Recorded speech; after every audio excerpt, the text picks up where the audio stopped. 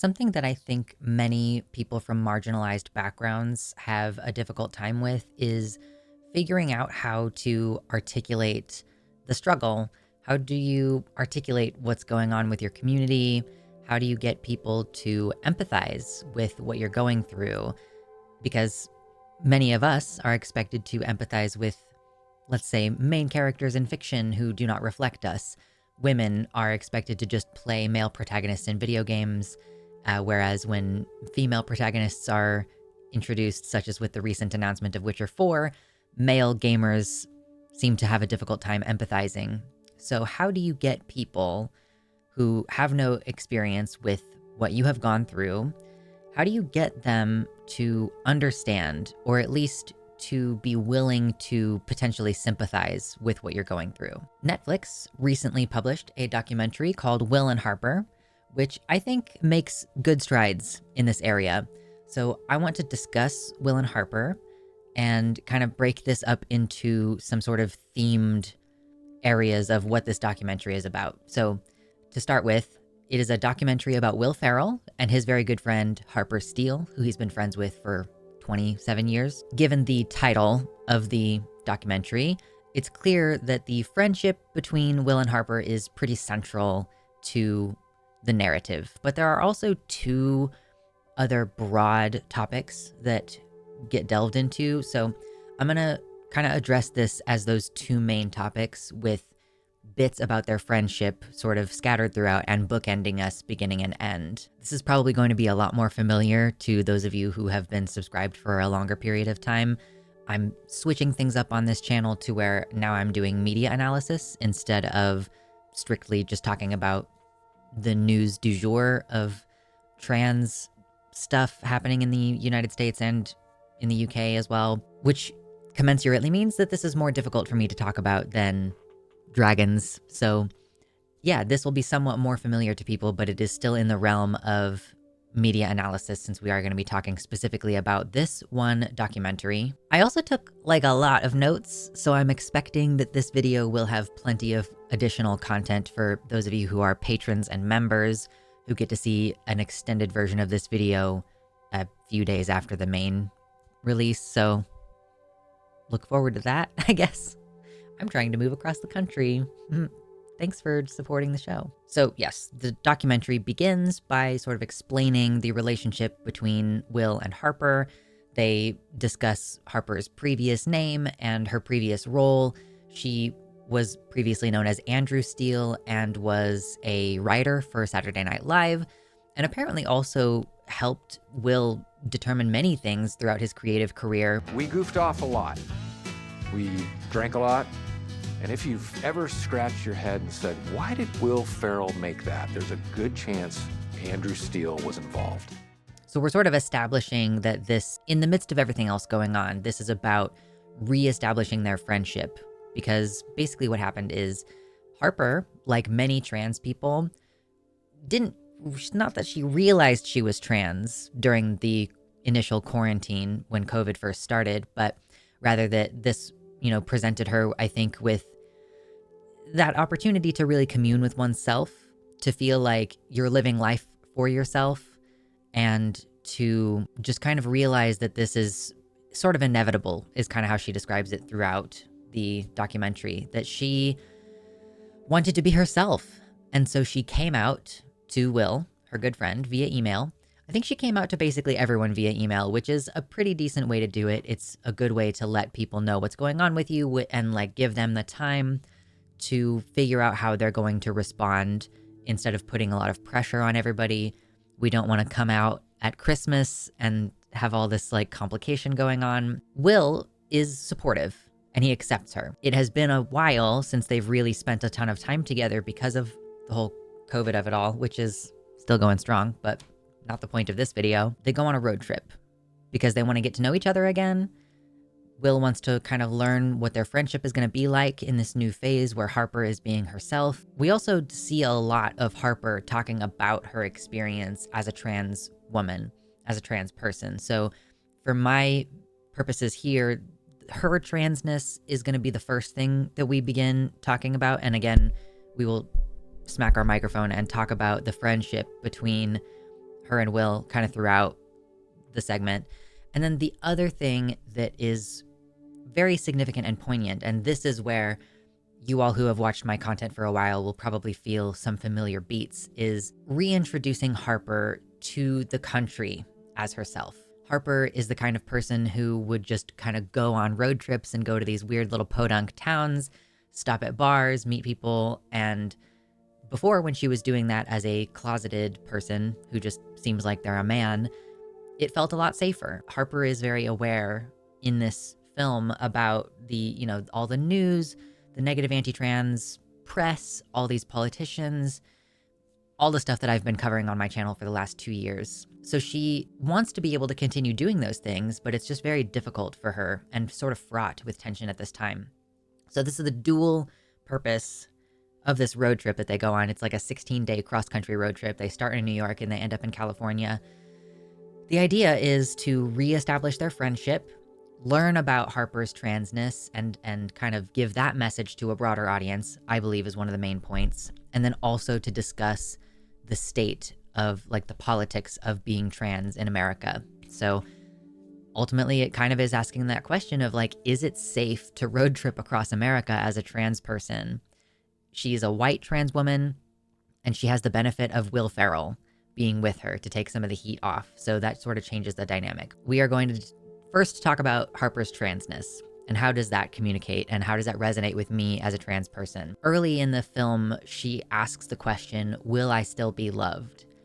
This was kind of the thing that was keeping her from coming out, I think, for a long time. Is she going to have the same friend group? Are her friends going to support her?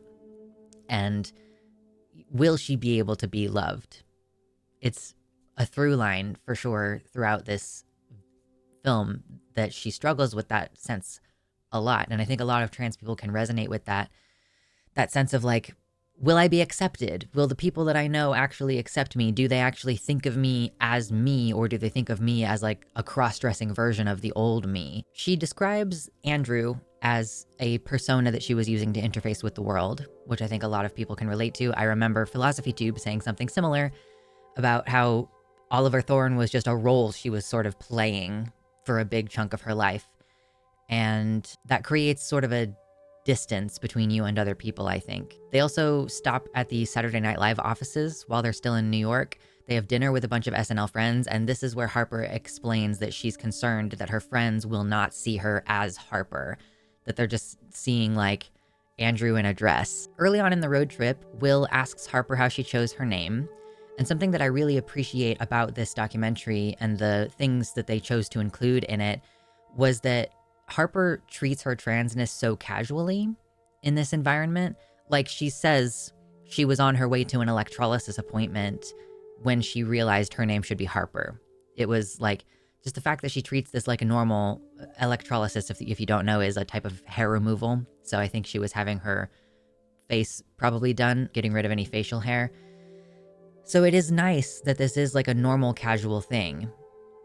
And yet also there is all this tension with regards to, yeah, like, am I going to be accepted by my friends? And am I going to be accepted in these dive bars and stuff that she likes to go to throughout the country? Harper's experience of coming out was difficult because she had experiences when she was younger that would kind of stop her.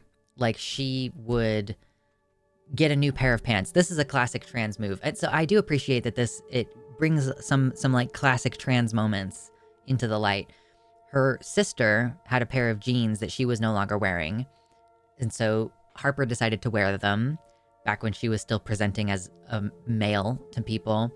And she thought that they were so cool. But then her friends told her, like, yeah, next time we hang out, don't wear those F-word pants. So she, throughout life, had these moments where she was trying to come out, like she was trying to recognize herself, and it just kept getting squished. And she would do things like use sports as a cover. And she's like, oh, maybe I do actually like sports. But for the longest time, I was using sports because I was trying to be that guy. Like trying not, and she recognizes it's not like women can't be into sports, but that she was using it for this reason to as part of her camouflage, I guess, is a way to put it. And at one point, she also had a therapist who she tried to talk to about her feelings in her adulthood. Within the past 10 or 15 years, she had this therapist who basically shot her down and said that her desire to dress as a woman was defiant and angry behavior. At one point in Illinois, they stop to meet a trans woman called Dana, who has been heavily involved in the trans community there. They're talking to Dana because she had a sort of similar thing with Harper where they both came out in their like 50s and 60s, like they're older. Dana represents this sort of classic thing as well of like, I knew when I was a little kid. It's not entirely uncommon, at least. I hear it pretty frequently that when these little kids, you know, maybe haven't had gender and sex explained to them in excruciating detail, they go to kindergarten, and in the case of a trans woman, they just go sit with the girls. And when they're lining up to go to the bathroom, Dana describes lining up to go to the bathroom, and she got in line with the girls because she understood herself to be a girl. Basically, when you look at neuroscience and developmental psychology, kids know around age 3 to 5 because they are able to understand, like, okay, I see these traits in other people and I know which one I am. Her teacher corrected her, Dana's teacher corrected her, and this caused Dana so much stress that she ended up vomiting and then went home and tried to discuss it with her mom. And her mom was like, well, you're a boy, your parts are different. And of course, Dana's like, I didn't understand that. I just felt like I was one of the girls. And then she repressed that until she came out in her late 50s, I believe. And something that I found really very valuable during this part of the documentary is that they both discuss their voices. Harper and Dana both have very deep voices, not very deep, but quite deep for women. Dana says that she did start seeing a vocal therapist, like a vocal trainer, and she started to train her voice to sound more feminine. And then at some point she realized that she wasn't really doing that for herself. She was doing it for other people, to make other people comfortable with her presence in order to pass as a woman, quote unquote. Harper kind of describes a similar feeling. And I resonate with that a lot because I could voice train to sound more masculine or more feminine, and I choose not to do so. I can make my voice sound different ways, but for myself, I don't feel a need to change the way that I talk. At least in that regard. I am not going to spend all this time and effort sounding different when, like, I would much rather just let my voice be natural. And Dana says, a lot of transitioning is learning to accept yourself, I think. And I found that very powerful because so much of what trans people go through is pressure to be something in particular. People accuse us of holding to stereotypes and say, oh, you as the trans person are the problem. You as the trans person are reinforcing negative stereotypes about women. When in reality, in order to be even conditionally accepted as women, trans women have to overperform femininity. They have to eliminate any masculine part of their appearance in order to feel comfortable and safe, and in order to be granted that conditional acceptance. So the message of just accepting yourself as you are and not changing for other people. Like, that's the thing. Trans people transition for ourselves. That's why, even in situations where we have like, your life is so great. Like, this is why we transition, because we do that for ourselves. Later in the documentary, Will asks Harper about her boobs because she has had a breast augmentation surgery. He asks how she felt when she woke up. And she says that she's very satisfied. Anytime she does something for her body, for herself, she just feels like super incredible. While discussing Harper's kind of broader journey, she does say, they discuss that she had felt suicidal at times and that transitioning has caused her to feel like she wants to live for the first time. Like she feels like a grasp on life that she didn't used to have, but she did at one point, she contemplated buying a gun. And then later she's like, I'm glad that gun wasn't around because all it would take is that impulse. So obviously that's very difficult to discuss. It's difficult for trans people to hear that because so many of us have had that experience.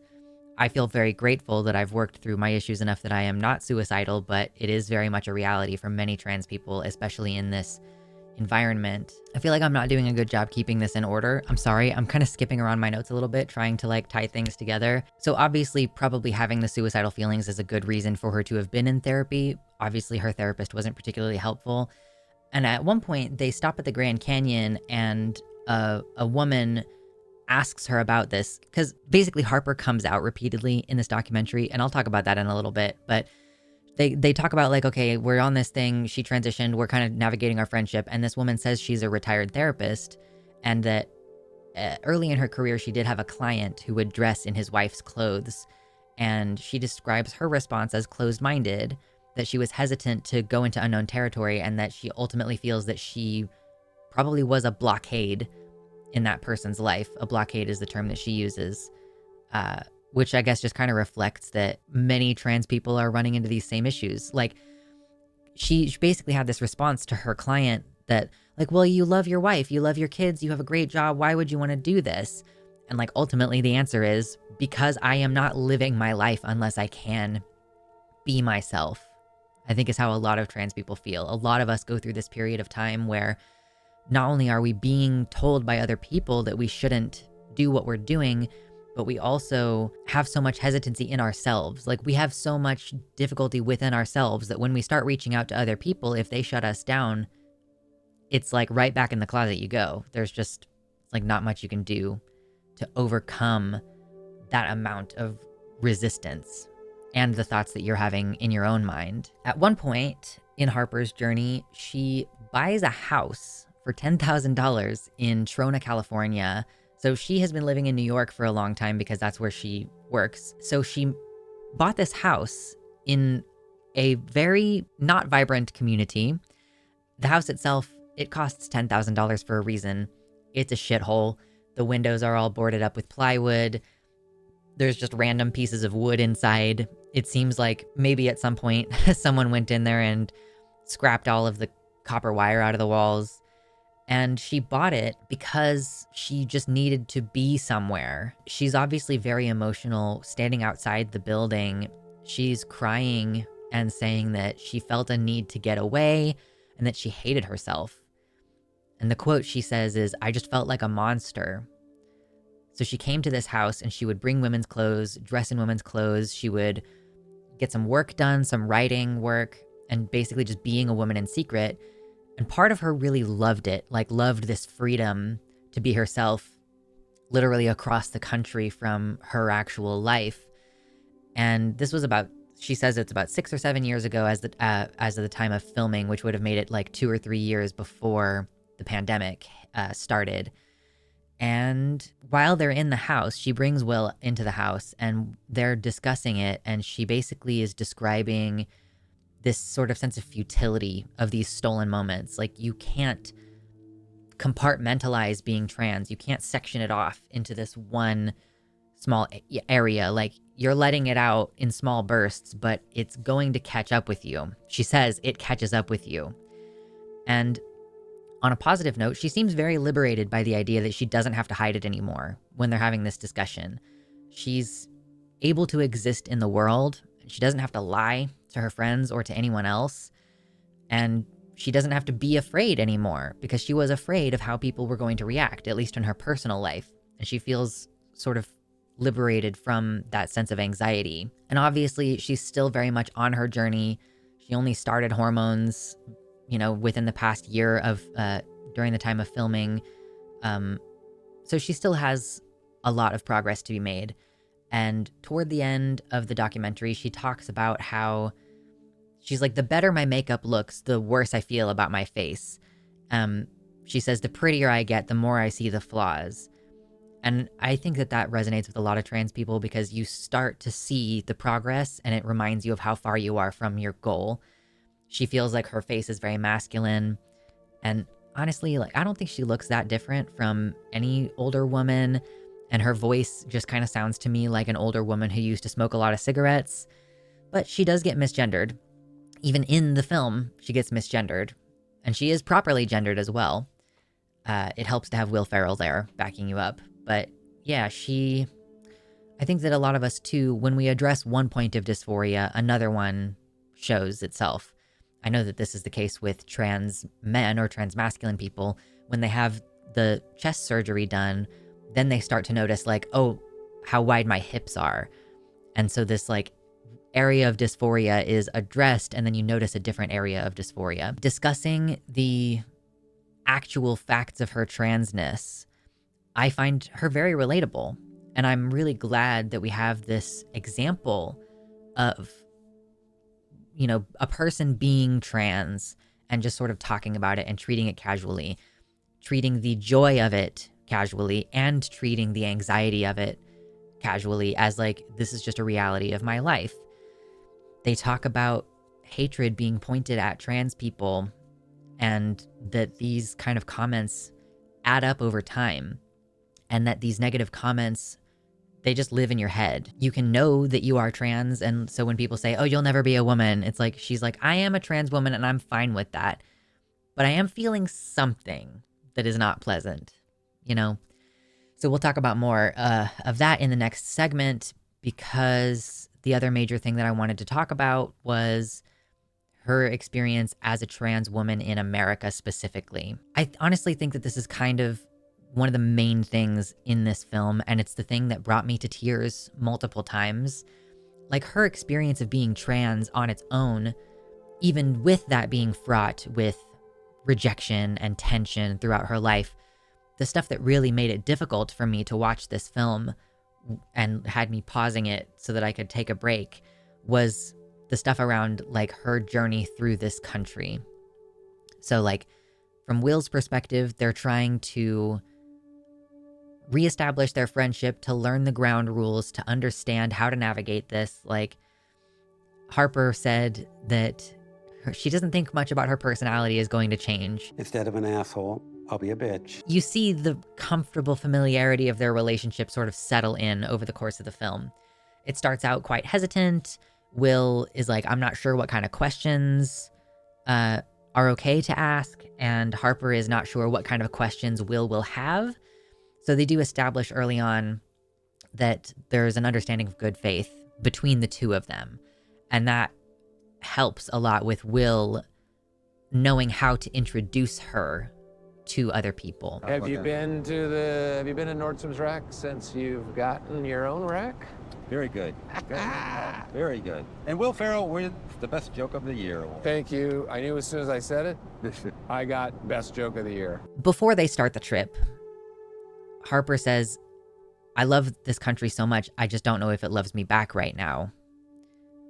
And that kind of establishes right off the bat one of the core areas of conflict. As much as a documentary can have conflict, there is sort of a sense of rising and falling tension at various points during their trip. At the beginning of their trip, before they leave New York City, they have dinner with Harper's two kids. One of her kids describes being worried about Harper's mental health during the road trip, and the other kid describes being afraid for Harper's personal physical safety, at which Harper corroborates that she is learning to have a fear for that as well. And it makes her feel unsure about whether this is a smart plan.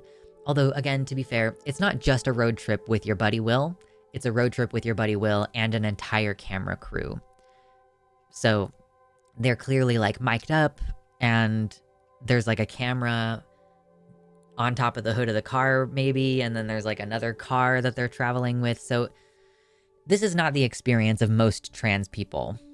It's like, not only is she in a relatively privileged position as a white trans woman, but she also is with her friend who is very famous and a whole camera crew. So I'm sure that that reduced some of the potential for unsafe situations and related anxiety, but it is still something that we establish early on that she is concerned about.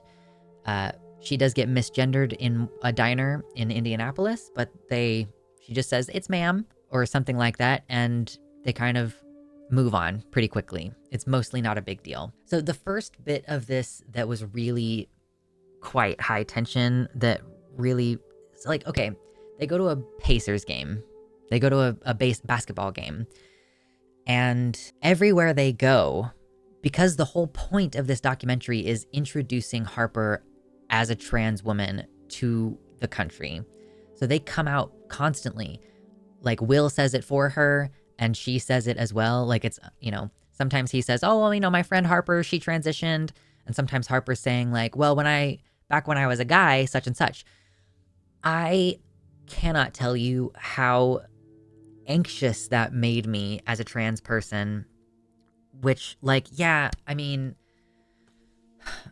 I wonder if this comes across to a non-trans audience, like how intense that is to come out to people in Indiana and Oklahoma and Texas. Like, there is a lot of risk in doing this, and it really, like, I'm so scared for her, even though, like, she must be okay.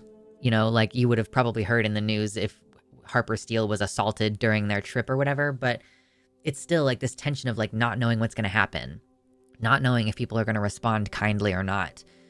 And this is the first moment of, like, really intense anxiety related to the state of trans politics in America right now, is that Will gets on the speaker, he's on the microphone at this game, and he says that, like, they're traveling because Harper has transitioned.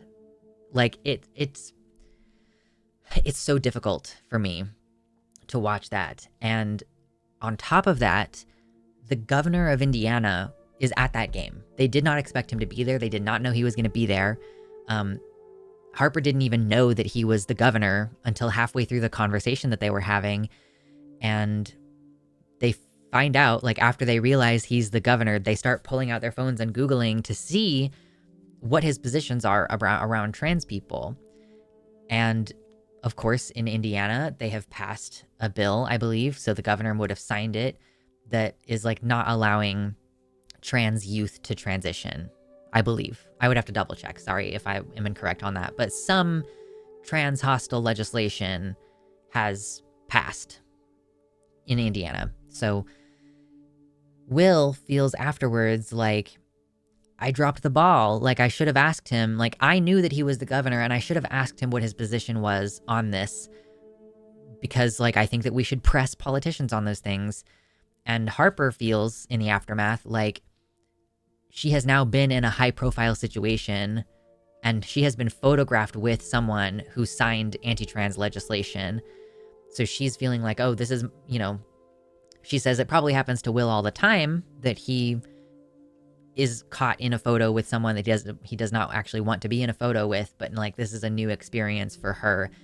And I think she's concerned that she'll look bad or something for palling around with a governor who signed anti-trans law into existence. But yeah. And I want to be clear, like, there is a sort of rising and falling where, like, okay, after they go to Indiana, they go to Iowa and they meet with Eleanor, who is Harper's sister, and they have a really wonderful discussion. And for her to have the support of her sister, like, obviously that is very positive and that is very lucky. And then we switch back to something else that is more tense. So they end up going to Oklahoma, which, if you keep up with trans news, you will know that in Oklahoma, they are basically trying to put the Bible in schools, and a young person called Next Benedict was killed. And for me, this is one of the higher tension points of the documentary, although there's another incident, like, almost immediately after this that is even more tense. So they go to Meeker, Oklahoma, and this is the kind of place that previously Harper would not have even questioned going to. It's a shitty dive bar, but she is nervous and anxious. So Harper, she wants to go in without Will. She goes in without him. She kind of wants to establish whether she can go and meet people on her own before Will comes in, or, like, if he needs to extract her quickly. So it's nighttime. I think that they recorded this documentary in, like, late February, early March. So it was cold and probably getting dark pretty early. So she goes into this bar. On the walls, there is a Confederate flag. There's a flag that says Second Amendment, Trump, law and order, the right to keep and bear arms. And then there's also a fuck Biden flag, which just sort of sets the tone for a very potentially difficult social situation. Harper orders a beer, and she leans against a wall watching some people play pool. Eventually, she starts up a conversation with another older woman, and then she goes and sits at the bar to talk to some other folks sitting there. And she assures them, like, she's like, I've been in a lot of bars, but she's saying she wonders if she can still go to bars since she transitioned. So this is another instance where she is coming out, and I find it very difficult to watch because it just creates this immediate, like, oh, what are they going to say? Like, what are they going to do? What's going to happen here? And that obviously is very tense for me because, I mean, I choose not to come out to most people. I am non-binary, and I don't really care how people perceive me anymore. I think most of the time people are going to perceive me as female, and I'm just like, whatever, I don't care. I don't come out to people because this, like, there's just this sense of anxiety. Like, don't do that. No, don't tell them. That's not going to be safe for you. So things do seem like they're going pretty well. She's just kind of chatting with people about, you know, where she's from, what does she do for a living. And she ends up calling Will and saying, like, hey, things are going pretty good. Can you come inside? So after waiting in the cold for a bit, Will comes inside. He's concerned about her in this situation, but he comes inside and people, of course, recognize him. This obviously lifts the spirits, but things were not going bad in the first place. Just to clarify, like, she said that she transitioned. I am not entirely sure that people from Oklahoma who do not know any trans people would understand what that means. She didn't say, like, I'm transgender. She said she doesn't know if she can go back to bars since she transitioned. So it may be the case that people just weren't exactly sure what was going on. But after Will comes in, a young guy is shaking their hands, and he shakes Harper's hand and says, like, nice to meet you, bro.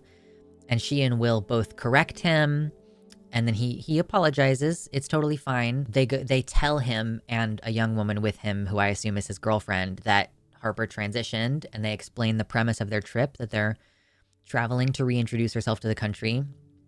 And the young guy, and he's like got a tooth missing and stuff. There are some markers on this guy that make you feel like, wow, he's a redneck. And he might be, but he's not a shitty redneck, because he shakes Will's hand and says that he likes that Will is supporting his friend, and that is amazing, and that there's not a lot of that nowadays. I'm getting emotional even telling you about it, because it's a break in the tension. You've been experiencing this buildup throughout the scene where you're, like, worried about her safety and, like, worried about what's going to go on. And then for this young guy to be like, I really appreciate that you're doing this. I am so glad that you're supporting your friend. Like, this is kind of the peak of the emotional impact for me, at least. And it's about halfway through the film. The young guy says that he has bisexual friends, so he's, like, not entirely unaware of LGBTQ things. So it really just, like, broke that dam of, like, holding your breath, bated breath, what's going to happen? And then for him to say that is like, wow, it was very impactful to me. And otherwise, this was a very positive experience. Some Native American guys sing a traditional song for Will and Harper. They leave peacefully. At the end, there's some B-roll, and there's, like, a shot of an older white guy patting a black man on the back. And it seems to highlight the community nature of this environment, that, like, I honestly think one of the messages that this movie has is that America is still good, or, like, Americans are still good. And that sort of follows into the immediate next scene where they go to a derby race, and Harper tells a man that she used to come to these type of places a lot when she was still a guy, quote. And then she transitioned, and now she's a little afraid. And the guy tells her not to be afraid. And he tells her, like, come out to these events if you enjoy it, basically. Like, if you want to be here, you should be here. Throughout that scene, Will is a comforting and reassuring presence. I think throughout this film, he maintains physical proximity to her. He rubs her shoulder reassuringly, like he is most certainly using his position as a white guy and as Will Ferrell to keep her safe. So she tells this guy that she's talking to at the Derby, Don't worry about it. No, I think that's good to hear. not how I felt about it, because I just keep hearing on the news all this terrible stuff. happy? Oh, I'm 100% happy, or you bet I am. And I think that that kind of speaks to, this idea that like you should be able to pursue your happiness and that you are not hurting someone by doing that. So we've had two environments now kind of back to back, right in a row, at least in the movie. I don't know how much time actually passed between those two events, but people seem to be more interested interpersonally in whether you are happy and whether you are taken care of than they do about like some abstract idea of transgenderism and the trying to steal the youths away or something. And in that way, I do think that to some extent, part of what this film aims to do is to show that trans people can be accepted and that America as a whole, despite the fact that we have all these politicians and this very small fringe minority group going, okay, groomer and stuff like that, like this is a minority and that most Americans are accepting and they are neighborly and they care about each other. And that's kind of the impression that I believe this movie is trying to give you. That like, yes, you can be worried and that makes sense, but most of the time it's going to be okay. So after this Derby event, she says that she's shocked, but she says that that's on her and not on these other people. She says that she ultimately isn't afraid of those people. She's afraid of hating herself, which I do take issue with because there is a legitimate reason for her to be afraid. But I think what she's describing is that she feels like a freak. And so when she's trying to participate in regular society, like she has absorbed the message that trans people are aberrant and that they're freaks and that they shouldn't be in public, that they're harming people somehow. And it's a process for her to sort of unlearn that because she's kind of felt this, I'm a weirdo, I'm other her entire life. She describes growing up in Iowa City and that like when she's talking to the therapist at the Grand Canyon, she's saying that she felt like she was weird. She did not know what trans was, but she felt like she was weird. And so she kind of just grew up her entire life feeling like she is not normal and being told repeatedly that what she's doing is wrong when she wears women's clothes, hearing it from multiple different people that is not good behavior, basically. So she's kind of learning that she does belong in society, that she can go to places and have shitty beer and go to the derby races and everything. So, and that does end in her feeling more comfortable by the end of the film, which is good. I think that was part of the goal, was to help her get over this hurdle. However, the scene that I think has the most emotional impact on Will and Harper themselves is after they go to Oklahoma, they go to Texas. Just gonna let that hang for a second. Trans person travels to Texas. You can already feel that sense of rising tension. You're already worried as soon as you hear that. They go ahead and stop at a restaurant called the Big Texan to eat a giant steak in an hour. It's one of those like, hey, if you eat the steak, you get it for free kind of things. Will dresses as Sherlock Holmes. He's making a joke out of pretending to not be Will Ferrell. I don't know if this is standard, but at this particular restaurant, it seems like participating in this challenge is an event.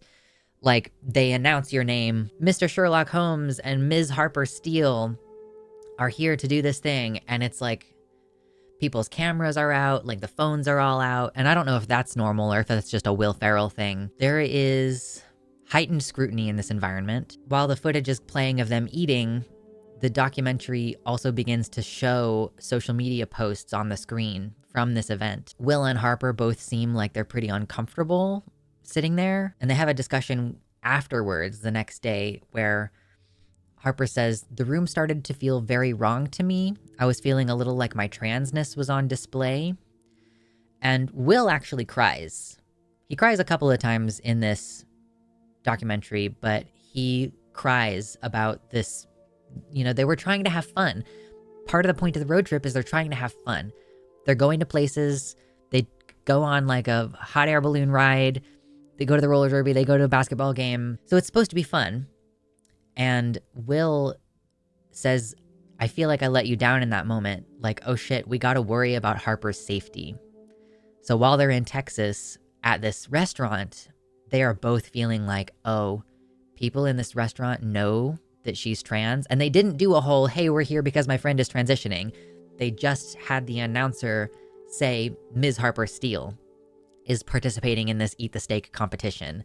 So it was like, obviously people had clocked her as trans, even though, as far as the documentary shows us, they did not state it in this environment. And the transphobic comments that are shown on the screen confirm that people in that restaurant and people who were commenting on the pictures of them from the restaurant were aware that she is trans, and they were saying transphobic things.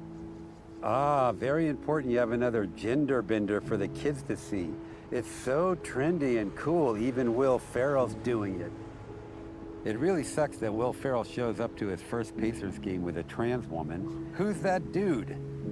And they sit down and discuss these posts that have been coming up like throughout. Obviously, the Pacers game was before they went to Texas. That was in Indiana. But they kind of discussed this backlash, I guess you could say, that happens where, yeah, these folks are, it seems like the anti-trans folks are not so bold as to come say it to your face, at least in this context with Will Ferrell being present, but they are saying very negative things on social media. So on the one hand, you have this image of seeing people in person in Oklahoma who are supportive, who are asking if she is happy, who are saying that Will's support of her is important and it should happen more. And then you see this other side where it's like, it is genuinely scary and unsafe in some places. I think maybe Will was sitting there wondering, like, should I have brought some specific security and not just a couple of guys with cameras? Like, what's going to happen in this restaurant that they can sense the environment is becoming unfriendly? And while they're sitting discussing the social media posts, one of the posts calls Will Ferrell an Illuminati pedophile. And Harper asks how he feels about that. And he says it's so ridiculous that he can't even have an emotional response, which is what prompts them to discuss hatred being directed at you as a trans person. And Harper, emphasizes that these comments add up and they do damage over time. And the quote that she says is, "Those tweets are in my head." Like, it's just in your head all the time. You're thinking of the things that people are saying and thinking about you. And it's hard not to. We try to live our lives, like literally the entire thing that I'm doing with my YouTube channel right now is trying to talk about things that are not directly related to being trans. I'm discussing it now because I do think that it's important to kind of not abandon it completely. But this project is taking me longer than it should have because I don't want to expose myself to this anymore, because it's so crushingly difficult and sad. And like, it just makes me feel like there's nothing I can do. Like, I just want to leave. Like, the state that I'm born in doesn't want me to be here, and I'm going to leave and I'm going to go build my life somewhere else. And I'm going to try to avoid transphobia and all that shit. So it's not easy. There is still kind of constantly an urge to address it, to talk about it, to educate, to let other trans people know that they're not alone. And I still think that all that is very important, but it's very easy seeing it reflected here to go, yeah, I would just rather not. Like, it's healthier for me not to address it. It's healthy for me to transition and be myself, but it is not healthy for me to think about what these other people are saying.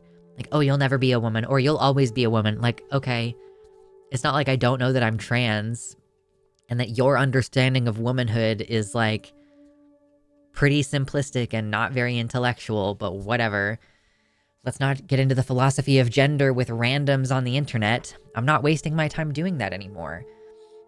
So yeah, it's so difficult, this part of the documentary. She does say, however, that, in the midst of the wonderful life that she has lived, like, part of her does feel like she should have made the decision to transition 40 years ago. And she's talking to some of her friends and she says, like, I never would have met you guys. I would have had a different life. Too many good things happened. And I think that that's very powerful too, to be able to acknowledge that you have regret, but also that you wouldn't be the person that you are if you had gone back and changed things. Like if I could go back to being 5 years old and do it all over again, like would I make different choices, or would I follow through with the choices that I made because I love who I am now? Like that's how I feel. Like I love who I am. I've been through some very difficult things that I feel it's probably fair to say that shouldn't have happened. Like if the universe were fair and just, that wouldn't have happened. But I would not be the person that I am. I would not be as strong as I am. I would not love myself the way that I love myself right now. The kind of love that you have to earn through being put down, and that you have to earn through proving to yourself that you can do it, proving to yourself that you have value. Too many good things happened. So yeah, like obviously transitioning at 61 is a whole different ball game, but that's acceptance. That's acceptance. Going, yes, I am regretful for some of these things, but also my life is the way that it is because of the experiences. I am the way that I am because of how the experiences shaped me. And I just think that that's incredibly valuable. So kind of wrapping this up, or getting close to wrapping this up, they also go to a swimming pool, which as a trans person, I'm kind of surprised that they didn't have more discussion about this. But I think maybe it's just because it's so early in her transition that like a lot of trans people have this experience of, you know, I love swimming and I wish I could go swimming, but I can't. And so when you finally get the opportunity to, like at someone's private pool, or you go swimming at the lake with only your other trans friends in the middle of the woods, like so many trans people have this experience of like, I wish I could go swimming and I can't. But they go swimming to put her at ease. Will decides to wear a Speedo. There are lots of little funny moments like this. You know, Will starts a running joke about like, I want to go to Dunkin' Donuts. We haven't done anything fun. We haven't done anything that I want to do on this trip. Just some silly stuff like that. Yeah, and they have fun, ultimately. That's like the whole point of the thing. And toward the end, Will says that he's starting to really settle in with Harper, and that the old person is just kind of getting replaced. He's obviously more comfortable. There's a little gag about Will wearing a fake mustache and a wig to the fancy restaurant in Las Vegas that they go to, and like, I wonder if our server is suspicious. Harper had gone to a Goodwill to get something pretty to wear. And she's like, that just felt like a really normal experience. So I think a big thing that this did that benefited Harper was it made her feel more normal. That she can just go places and it won't be a big deal, and people can misgender her and she can correct them, and then everyone will just move on. That an employee at the Goodwill will help her pick out a dress, and that it's not a big deal. They do finally get Duncan toward the end, and they get pedicures with another comedian friend. I don't know the names of a lot of these comedians, and I'm sorry for that. But this woman asks, what did they learn about each other? And Will says that Harper had been experiencing so much despair, but was really good at hiding it. And that was one of the main things that Will learned. And Harper said that she has seen from Will that he really loves her and cares about her. And then their last stop is at the beach in California, where they reflect on the trip. And Harper says that she will always remember the trip because of the joy that it gave her, getting to know Will as herself and getting to spend time with him. And, you know, they both acknowledge that there will be things that they probably forgot to address during the trip, but that they, as friends, have time to speak about those things in the future. And kind of as, you know, one of the final gestures, Will gives Harper a pair of diamond earrings, referring to some of their earlier discussions about beauty and making yourself feel good as a woman. Harper laughs, and then she cries. And Will says, it's okay to feel pretty and do nice, pretty things for yourself. Harper kind of gets overwhelmed, and she says, it's just so cool. It's so sweet. And yeah, like that's all the notes that I took. I do wonder if any of this resonates with a mainstream audience. Like, obviously, as a trans person, so many things about this resonated with me. Every time she said she was anxious, I believed her. And as she was describing her childhood, like, a lot of those things resonated true with me. And it was so nice to see her work through this anxiety and end up being so close to her friend, who to some extent she couldn't be that close to before because she was existing in a persona. So for Will to accept her as a woman, to like physically comfort her, to cry with her throughout the trip, to be concerned for her safety, like, and that's like an evolution where there's this like concept that it might be difficult for Harper, and then to experience it in real time, like, oh, the mood of this room has changed. And now I'm worried in a way that I never used to have to worry about my friend's physical safety. Like, it really sinks in for him over the course of the trip, I think. And so for him, it's like he's starting to realize how serious this is. And I hope that Will can be sort of a window in for the mainstream audience to witness that evolution and go, oh shit, like, actually, trans people do have very real safety concerns, and we do not know how these situations would have gone down if he was not with her. That his presence definitely softened this, definitely took attention off of her, and most of the negativity that they experienced was online. At least as far as I can tell. Obviously, it's a documentary they filmed for 16 days, and they chopped it down into like a 2-hour thing. They couldn't possibly have addressed all issues, all concerns, all arguments. So overall, like, I appreciate that Will and Harper grew closer. They navigated their friendship in a way that was very heartwarming. I think that part of the film is very heartwarming. The aspects where Harper talks about her transness, I think it's excellent that this is a vehicle to get this information to a more mainstream audience, of understanding that this is something that people tend to struggle with throughout their lives, that they know when they're very young, that it is a process of self-acceptance, and it's not defiant, it's not angry, it's not something that people do to be cool or trendy. People do it, in fact, despite many hardships and hurdles in place. And that it is hard to be in America right now.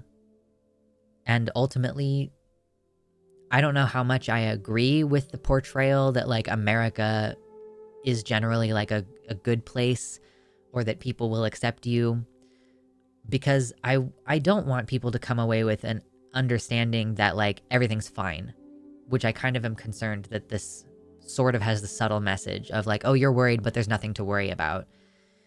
Because even in the most tense moment, again, all of the comments and badness was online and not something they were being confronted with in person. But if she had been alone, if Ms. Harper Steele had on her own gone to the Big Texan and eaten this meal, would she have been accosted at the table?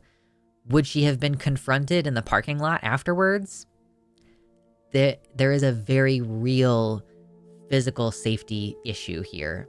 And that's also leaving behind that you do need to feel mentally safe as a trans person. You do need to feel like you have acceptance. You do need some amount of societal or at least community acceptance and comfort and reassurance. So, yeah, I am glad that there is somewhat of a hopeful message, and a message that even if you're somebody from fucking Podunk, Oklahoma, you can still be empathetic, that like your identity as a Southerner or your identity as a Republican does not preclude you from accepting and being kind to somebody who you don't know, or like who belongs to a marginalized demographic that you feel uncomfortable with. So yeah, I mean, that was kind of the goal of what I wanted to discuss here. I wanted to discuss all these different things, how I felt about the film, Obviously, I recommend everybody watch it. I am not sure how much Netflix photography is going to be in this video. Is it just going to be an hour solid of me simply talking to the camera? I will try to splice in footage from the documentary, so much, like, to the extent that Netflix allows me to do so. If you want to see the video as I intend it to be, you know, without all the BS from Netflix and their copyright claims, Patreon and memberships, of course, to directly support the show, to get access to that extended footage. I do not know how much I'm going to cut down this video, so we will see later this week, next week, I don't know. It's almost Christmas, so Merry Christmas and Happy New Year. Good luck to everybody in the next year, and the next project you will see from me is probably going to be a dragon review video. So post up in the comments what dragon movie I should review first. I'm thinking maybe Dragonheart. Maybe Dragonheart. But anyway, thank you all for watching. Hit the like button, hit the subscribe, all the normal YouTube things. I'm trying to change up what I'm doing on this channel, so all shares and all support are welcome. So thanks very much, everybody. Bye. Thank you very much to my patrons, especially Bo E, Hapax Legomenon Patient Advocate, Tiago Nascimento, Mersh Rolvog, Jack, Sarah A, Michelle Winter, Wellington Marcus, Danielle McDonald, Suzanne Maynard, Elevie Nobody, DZXN, Jamie Jam, Past Null Infinity, Sojo, Nova, Jericho, Kevin Young, Athiette, Elizabeth Bartell, Desi Quiche, Celeste, Liam Hodgson, Amanda B, Mr. Atheist, Michelle Frateroli, Bob Simpson, and Naughty Yvette Chambers.